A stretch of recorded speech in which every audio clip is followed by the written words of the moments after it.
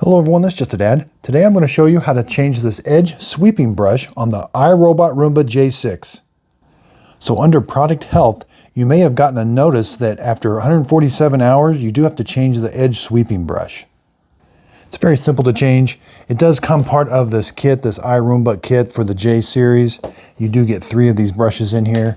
So you're simply going to undock the Roomba. Now if you want to turn it off, turning it off so it'll be safe to work on is a little tricky. You got to lift so one wheel is up only. I've got the other wheel down. This one is up, so that, see, there's like a micro switch.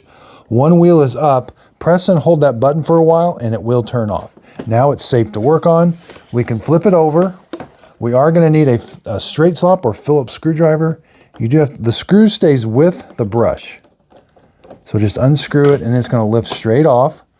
And there's like these little hexagon. You're going to snap, kind of line it up, and then it kind of just push on. This again, the new one comes with a screw. So now we're just going to screw it on. You don't, now kind of hold one side. You don't have to get it super tight, just tight. There you go. Now flip it over. When you dock it, so when I push this up onto the dock, it's going to turn itself on.